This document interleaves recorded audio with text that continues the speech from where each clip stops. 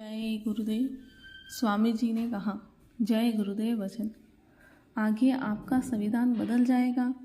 भारतवर्ष एक नए संविधान का निर्माण करेगा और अन्य राष्ट्रों में भी लागू किया जाएगा। मैं तुमसे भजन कराने के लिए आया हूँ, मेरी बात समझ लो। समय जब विवश कर देगा तो सबको भजन करना पड़ेगा। 2 फरवरी 1991। ईमानदारी की कमाई खाने से भजन बनेगा।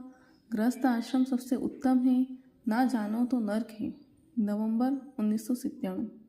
3 बातें याद रखना। पहला, भजन रोज रोज करना। दूसरा, बर्दाश्त करना। और तीसरा, फैलाव अधिक मत करना। जनवरी 1994। तुम्हें रास्ता भी मिल जाए, सच्चे गुरु भी मिल जाए, फिर भी तुम्हें होश न आए, ऐसे ही बैठे रहो और रास्ता भी छूट जाए, इससे मालूम होता है कि तुम संसार की चाहे हिलोरो ले रही है, परमार्थ की चाह नहीं। इतवार का सत्संग होता है, इसमें हाजिरी जरूर देना।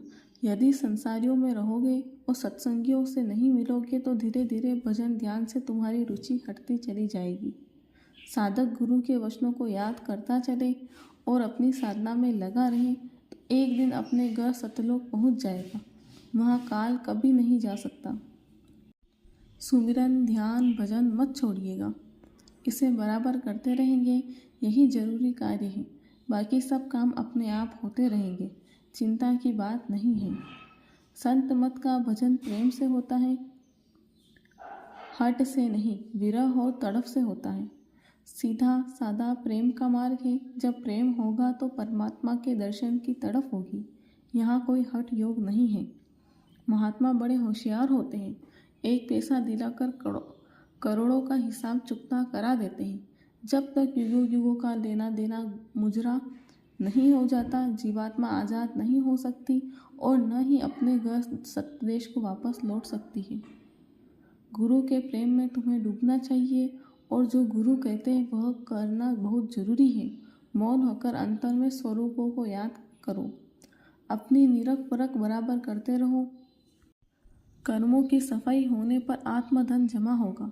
परमार्थ का धन खो न देना, इसका ध्यान रखना। वायुमंडल अपना काम करता है, जमीन अपना काम करती है, महात्मा अपना काम करते हैं। तुम जिसको सबसे बुरा समझते हो वह सबसे अच्छा बन जाए। तुम अपना भाव ठीक रखो। अपना भाव खराब करोगे तो तुम्हारे ही भजन में बाधा होगी। महात्मा का कोई कुछ नहीं कर सकता, वे समर्थ होते हैं। जीवों के लिए वे हर प्रकार का कष्ट झेलते हैं। इमरजेंसी में बेड़ी जो मैंने पहनी थी उसका राज लोगों को आगे मालूम होगा।